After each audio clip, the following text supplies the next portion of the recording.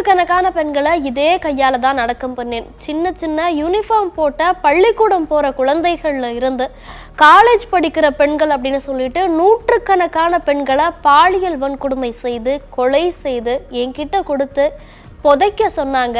நானும் அந்த பெண்களை எல்லாம் அடக்கம் பண்ணேன். கிட்டத்தட்ட 12-13 வருடங்கள் இது நடந்தது அப்படின்னு சொல்லிட்டு கர்நாடகாவில் புகழ்பெற்ற தர்மஸ்தலா மேல ஒரு குற்றச்சாட்டை வச்சிருக்கிறார். தர்மஸ்தலா மேல வச்சிருக்கிறாரா அப்படின்னு கேட்டா கிடையாது.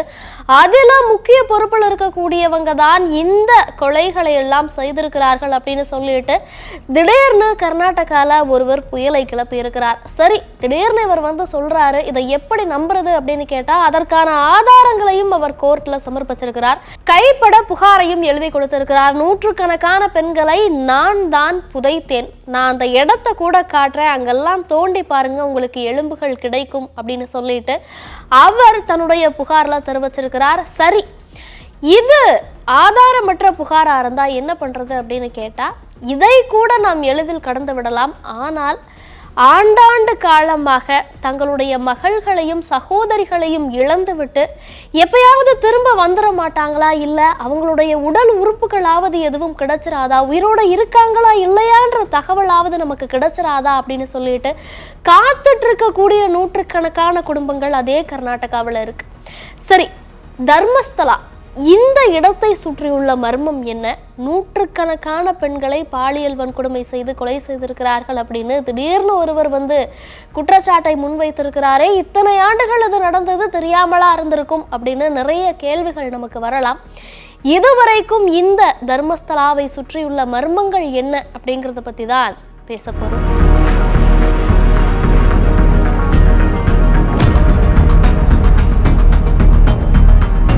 அதிகாலை சூரியன் தனக்கே உண்டான அமைதியோட மேகங்கள்ல இருந்து எட்டி பார்க்கக்கூடிய அதே நேரத்துல அந்த பெல்தங்கடி நீதிமன்ற வளாகத்திற்கு முன்னாடி ஆயிரக்கணக்கான மக்கள் குவிஞ்சிருந்தாங்க. ஆனா அந்த மக்களுடைய உள்ளங்கள்ல எரிமலை பிளம்பா கோபம் கொந்தளித்து கொண்டிருந்தது அப்படின்னு சொன்னா அது மிகையாகாது. ஆமா, பதாகைகளை ஏந்திய மக்கள் தங்களுக்கு நீதி வேண்டும், ஒரு முறையாவது தங்களுடைய மகளுக்கு என்ன ஆச்சுனாவது தெரிஞ்சுக்கணும், தங்களுடைய சகோதரிகளுக்கு என்ன ஆச்சுனாவது தெரிஞ்சுக்கணும் அப்படிங்கிற அந்த ஏக்கத்தோட பதாகைகளை ஏந்தி கொண்டு தங்களுடைய மகள்களுக்கும் சகோதரிகளுக்கும் நீதி வேண்டும் அப்படின்னு சொல்லிட்டு நீதிமன்ற வளாகத்தின் முன்பு குவிந்திருந்தார்கள். திடீர்னு இவர்கள் எல்லாம் எதற்கு குவிய வேண்டும் அப்படின்னு கேட்டா, ஜூன் 3ஆம் தேதி தன்னை தர்மஸ்தலாவில் இருக்கக்கூடிய மஞ்சுநாத சுவாமி கோவில்ல துப்புரவு பணியாளரா வேலை செய்துட்டு இருந்தவரா அடையாளம் காட்டிக்கிட்ட ஒருத்தர் ஒரு கம்ப்ளைண்ட் ஒன்றை பதிவு பண்றார். அது என்ன கம்ப்ளைண்ட் அப்படின்னு பார்த்தா, நூற்றுக்கணக்கான பெண்களை நான் அடக்கம் செய்திருக்கிறேன் அப்படின்னு சொல்லிட்டு அவர் தன்னுடைய கம்ப்ளைண்டை பதிவு செய்கிறார்.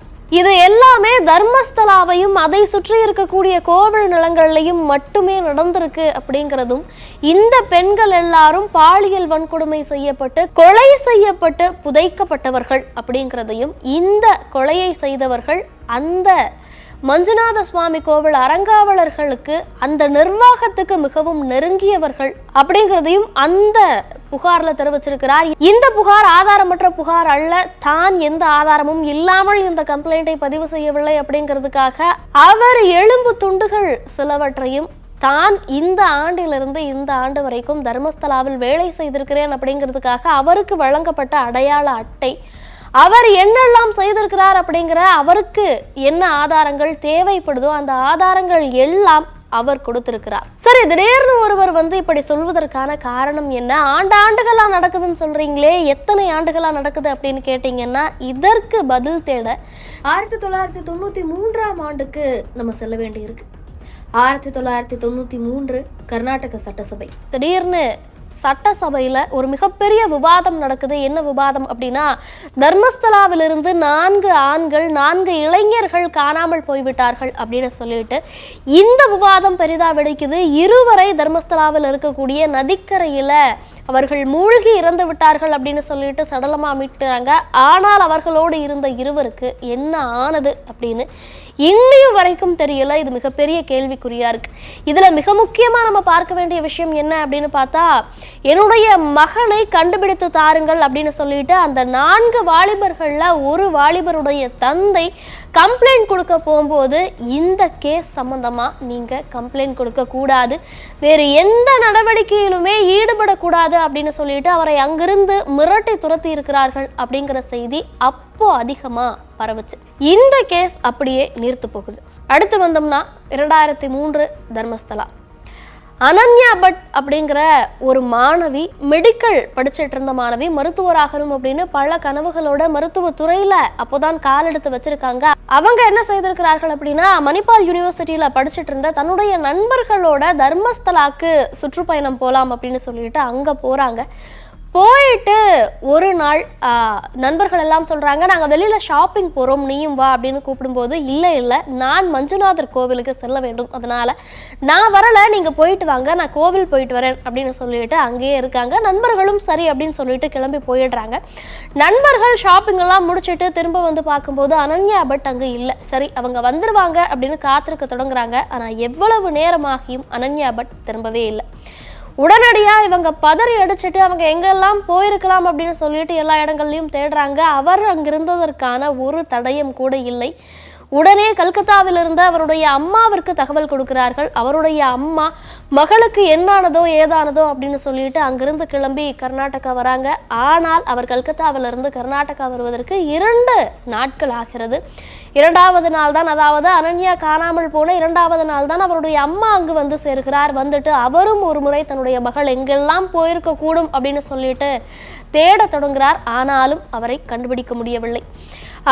காவல்துறையின் உதவியை நாடலாம் அப்படின்னு சொல்லிட்டு காவல் நிலையத்துக்கு போறார். காவல் நிலையத்துல அதே போல காவலர்கள் இந்த விஷயம் சம்பந்தமா கம்ப்ளைண்ட் எடுக்க முடியாது அப்படின்னு சொல்லி அவரை மிரட்டி அனுப்புகிறார்கள். இவர் என்ன செய்யறது அப்படின்னு தெரியாம தன்னுடைய மகளை தேடிக்கொண்டிருந்த போது இரவில் 4 பேர் கொண்ட கும்பல் இவரை கடத்தி செல்கிறது.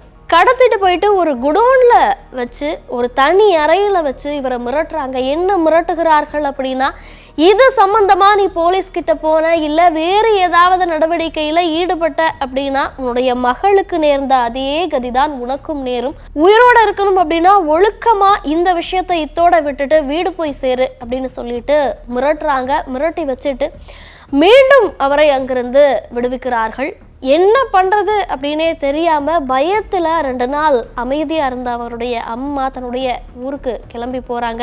ஆனாலும் அங்கிருந்து கொண்டே தன்னுடைய மகள் கிடைத்து விடுவாரா, அவருக்கு என்ன ஆனது அப்படிங்கிறதையாவது தெரிஞ்சுக்கணும் அப்படின்னு சொல்லிட்டு காவல்துறையினரை தொடர்ச்சியா அவங்க கேட்டுக்கிட்டே இருக்காங்க. ஆனா காவல்துறை கிட்ட இருந்து வந்த பதில் அப்படின்னு பார்த்தா எதுவுமே இல்லை. எந்த ஒரு நடவடிக்கையுமே அவங்க ஈடுபடல, கம்ப்ளைண்டை கூட எடுத்துக்கொள்ளவில்லை அப்படின்னு அவருடைய அம்மா தற்போது சொல்லியிருக்கிறார்கள். இதற்கடுத்து 2012 இதே போல் ஒரு சம்பவம் தர்மஸ்தலாவில் நடக்குது. 2012ஆம் ஆண்டு அக்டோபர் மாதம் சௌஜன்யா அப்படிங்கிற 17 வயது சிறுமி பள்ளி முடித்துவிட்டு நடந்து வந்துட்டு இருக்காங்க தன்னுடைய வீட்டுக்கு போறதுக்காக. திடீர்னு வழியில காணாமல் போறாங்க. அவருக்கு என்ன ஆச்சு ஏதாச்சுன்னு தெரியல, யார் அவரை கடத்தினார்கள் அப்படிங்கிறது தெரியல. இன்னும் மகளை காணமே அப்படின்னு தேடி வந்த பெற்றோருக்கு ஏமாற்றம் தான் மிஞ்சது. மகள் எங்க போனாங்க அப்படின்னே தெரியல. உடனடியா காவல்துறையினரின் உதவியை நாடுறாங்க. காவல்துறையினர் அவ்வளவு சீரியஸா அந்த கேஸை எடுத்துக்கல. அடுத்த நாள் காலையில அவங்க வீட்டில இருந்து வெறும் 300 மீட்டர் தொலைவில் இருக்கக்கூடிய ஒரு புதர்ல உடலெல்லாம் காயங்களோட, உள்ளாடைகள் இல்லாத நிலையில அந்த சிறுமியை கண்டெடுக்கப்படுறாங்க. இந்த வழக்கு அப்போதைக்கு பூதாகரமா வெடிக்குது. நூற்றுக்கணக்கான மக்கள் தெருவில் இறங்கி இந்த சிறுமிக்காக போராடுறாங்க. ஆனால் எந்த பலனும் இல்லை. இந்த சிறுமியுடைய உடல் ஒரு வெளிச்சம் குறைவான அறையில வச்சு போஸ்ட்மார்ட்டம் அப்படிங்கிறது செய்யப்பட்டதாகவும், அவருடைய உடலில் இருந்து எடுக்கப்பட வேண்டிய ஆதாரங்கள் எதுவுமே சரியான முறையில் காவல்துறையினரால் எடுக்கப்படவில்லை அப்படிங்கிறதும், 2-3 நாட்கள் கழித்து அவருடைய அம்மா கிட்ட காவல்துறையினர் வந்து அந்த சிறுமியுடைய உள்ளாடை வேண்டும் அப்படின்னு கேட்டதாகவும், இவரும் அந்த உள்ளாடையை காவல்துறையினர் விசாரணைக்காக கேட்கிறார்கள் அப்படின்னு சொல்லிட்டு கொடுத்ததாகவும் சொல்லி இருக்கிறார். சரி, உள்ளாடையை எதற்காக வாங்கி சென்றார்கள் அப்படின்னு பார்த்தா, இதே உள்ளாடையை வைத்து இவர்தான் குற்றவாளி அப்படின்னு சொல்லிட்டு வேறு ஒரு நபரை காவல்துறையினர் திடீர்னு பிடிச்சிட்டு வராங்க. காவல்துறையினர் தான் இவரை பிடித்தார்களா அப்படின்னு கேட்டா கிடையாது. வேறு ஒரு 3 ஆண்கள் ஒருவரை பிடித்து இவர்தான் குற்றவாளி அப்படின்னு சொல்லிட்டு காவல்துறை கிட்ட ஒப்படைக்கிறாங்க. இந்த காவல்துறையினரும் இவர்தான் குற்றவாளி அப்படின்னு கோர்ட்ல கொண்டு போய் ப்ரொடியூஸ் பண்றாங்க. ஆனால் யார் குற்றவாளி என்று குற்றம் சுமத்தப்பட்டாரோ அவர் மீது எந்த தவறும் இல்லை, அவருக்கு எதிரான சாட்சிகள் எதுவும் இல்லை அப்படின்னு சொல்லிட்டு 2022ஆம் ஆண்டு அவரும் விடுவிக்கப்படுகிறார். இதற்கிடையில என்ன நடந்திருக்கு அப்படின்னு கேட்டா, நான் என்னுடைய மகளுடைய உள்ளாடையை காவல்துறையினர் கேட்கும் போது அடையாளத்திற்காக அதில் ஒரு தையல் போட்டு கொடுத்திருந்தேன். காவல்துறையினர் இவர்தான் குற்றவாளி அப்படின்னு ஒரு நபரை குற்றம் சுமத்தி நீதிமன்றத்தில் ஆஜர்படுத்தினாங்க இல்லையா, அவர்கிட்ட இருந்துதான் இந்த உள்ளாடைகளை எடுத்ததா காவல்துறையினர் நீதிமன்றத்துல தெரிவிச்சிருக்கிறாங்க. நான் அப்பவே சொன்னேன், இது காவல்துறையினர் என்னிடமிருந்து வாங்கி கொண்டு சென்ற உள்ளாடைகள், என்னுடைய மகள் உடலில் இருந்து எந்த உள்ளாடையும் கைப்பற்றப்படவில்லை அப்படிங்கிறத நான் சொன்னேன் அப்படின்னு சொல்லிட்டு தற்சமயம் அவங்க சொல்லியிருக்கிறாங்க. சரி, இந்த 3 விஷயங்கள் தான் அங்க நடந்திருக்கா அப்படின்னு கேட்டா கிடையாது. அடிக்கடி அங்க வரக்கூடிய பெண்களும் குழந்தைகளும் பள்ளி சிறுமிகளும் மாணவிகளும் காணாமல் போறதும், அதன் பின்பு அவர்கள் என்னவானார்கள் அப்படிங்கிற எந்த தகவலும் தெரியாமல் இருக்கிறதும், காவல்துறையினர் இந்த வழக்குகளை, அதாவது பெண்கள் தொடர்ச்சியா காணாமல் போற இந்த வழக்குகளை வழக்காகவே எடுத்துக்கொள்ளாமல் இருப்பதும் அங்கு நிறைய நடந்து கொண்டிருக்கிறது. எப்பவும் தொடர்கதையா நடந்துட்டு வர்ற ஒண்ணுதான் அப்படின்னு சொல்லிட்டு நிறைய செய்திகள் கிடைக்கப்பெறுது. கடந்த 1993ஆம் ஆண்டிலிருந்தே இப்படி ஒரு சம்பவம் நடந்து கொண்டிருக்கிறது அப்படின்னா இதுவரைக்கும் ஏன் அது வெளியே வரவில்லை அப்படிங்கிற கேள்விகள் நமக்கு எழலாம். அடிக்கடி இது குறித்தான, அதாவது அனன்யா வழக்கு போன்றோ அல்லது 17 வயது சிறுமிக்கு நேர்ந்த போது எழுந்த சீற்றமோ தேசிய அளவில் மிகப்பெரிய ஒரு சீற்றத்தையும் கோப அலைகளையும் உண்டு பண்ணாலும் அதன் பிறகு இந்த வழக்குகள் எல்லாம் கிடப்பில் போடப்படுகின்றன அப்படிங்கிறது தான் தொடர்கதையாவே இருந்துட்டு வருது. திடீர்னு இது இவ்வளவு பெரிதா ஆகிறதுக்கு காரணம், நான் சொன்னது போல முகம் தெரியாத, பெயரை வெளிப்பட விரும்பாத ஒரு நபர், தன்னை அங்கு வேலை செய்ததா சொல்லக்கூடிய அந்த ஒரு நபர் திடீர்னு நான் 100கணக்கான பெண்களை இப்படி புதைத்திருக்கிறேன், அவர்களில் பலர் பாலியல் வன்கொடுமைக்கு ஆளாக்கப்பட்டு கொலை செய்யப்பட்டவர்கள் அப்படிங்கிற அந்த ஒரு விஷயத்தை எழுத்துப்பூர்வமாக புகாராக கொடுத்ததுதான். சரி, யார் இவர்? இத்தனை ஆண்டுகள் கழித்து எதற்காக இவர் இப்படி ஒரு காரியத்தை செய்ய வேண்டும் அப்படிங்கிற சந்தேகம் நம்ம எல்லாத்துக்கும் எழலாம். அதற்கு பின்பும் ஒரு காரணம் இருக்கிறது. இந்த குறிப்பிட்ட நபர், அதாவது இந்த புகாரை கொடுத்த நபர் அதே தட்சிண கன்னடா மாவட்டத்தைச் சேர்ந்த நபர் தான். அவரும் துப்புரவு பணியாளரா 20 வருடங்களாக தர்மஸ்தலாவில் பணியாற்றி வந்திருக்கிறார்.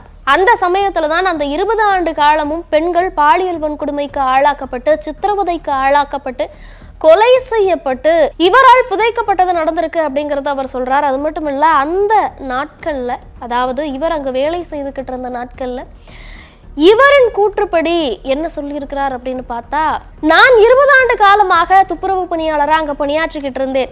என்னுடைய மேலதிகாரிகள், கோவில் நிர்வாகத்துக்கு மிகவும் நெருக்கமான நபர்கள் என்கிட்ட அடிக்கடி பிணங்களை கொண்டு வந்து புதைக்க சொல்வார்கள். அந்த கோவில் நிலங்கள்ல நிறைய கைவிடப்பட்ட பிணங்களை புதைப்பது வழக்கம் அப்படிங்கிறதுனால நானும் முதல்ல அப்படிதான் நினைத்தேன். ஆனால் அவர்கள் கொண்டு வந்து கொடுக்கக்கூடிய பெண்களின் உடல்ல மிகவும் கொடூரமா தாக்கப்பட்டதற்கான, அவர்கள் பாலியல் வன்கொடுமைக்கு ஆளான அத்தனை ஆதாரங்களும் இருக்கும். அதை பார்த்துட்டு நான் கேட்கும்போது, புதைக்கிறது மட்டும்தான் உன் வேலை, ஒழுக்கமா சொல்றதை செய், ஒழுக்கமா நாங்க கொடுக்கக்கூடிய பிணங்களை புதைத்து விட்டு உன் வேலையை பார், இல்லைன்னா உன்னை கண்டந்துண்டமா வெட்டி போட்டுருவோம் அப்படின்னு சொல்லிட்டு என்னை மிரட்டினாங்க. எனக்கும் வேறு வழி தெரியலை. அவர்கள் அடிக்கடி இது போல பெண்களுடைய உடல்களை எடுத்து வந்து கொடுப்பார்கள். நானும் புதைத்திருக்கிறேன். அந்த பெண்களில் சிலர் மிகவும் சிறு வயது, பள்ளி சீருடை அணிந்த மாணவிகளா இருப்பாங்க, கல்லூரி வயதில் இருக்கக்கூடிய மாணவிகளா இருப்பாங்க. அது மட்டும் இல்ல, சில மாணவிகளை ஆசிட் ஊத்தி எரித்து அவர்கள் என்னிடம் கொண்டு வந்து கொடுப்பார்கள். நானும் வேறு வழி இல்லாமல் புதைப்பேன். இது கடந்த 2014ஆம் ஆண்டு வரைக்கும் தொடர்கதையா நடந்துட்டு இருந்தது. நான் கிட்டத்தட்ட 100கணக்கான பெண்களை அப்படி அடக்கம் செய்தேன். அவர்கள் எல்லோரும் சித்திரவதைக்கு ஆளாக்கப்பட்டவர்கள் அப்படிங்கிறது அவர்களுடைய உடலில் இருந்த காயங்களும் தழும்புகளுமே எனக்கு சொன்னது.